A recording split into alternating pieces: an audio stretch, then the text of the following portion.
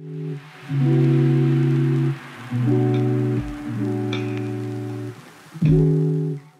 iet komunikācija ar novadu pašvaldību? Ja mēs par pēdējiem gadījumiem, kas mums ir saistīti ar salu, par salas sporta laukuma būvniecību, tad vienīgā komunikācija ar novadu mums bija tad, kad notika sabiedriskā apspriešana, un arī šī sabiedriskā apspriešana notika vairāk ar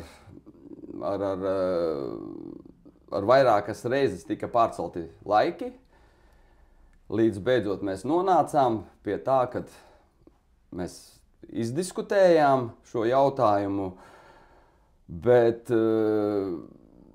vieta, kur tiks būvēts stadions, ļoti daudz, arī no iedzīvotājiem izskan ziņa par to, ka vieta nav piemērota tam, kurā vietā viņš tiek būvēts. Arī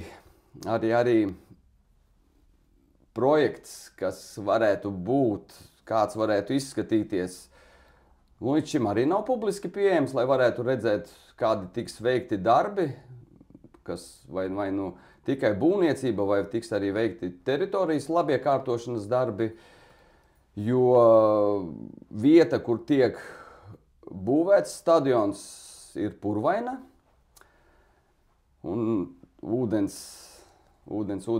praktiski tiek novadīts dabiskā ceļā. Līdz ar to šī stadiona vieta ir prasījis ļoti, ļoti lielus ieguldījumus. Tātad arī komunikācija līdz projektam un pēc projekta virzīšanas mums ar domi nav sanākusi.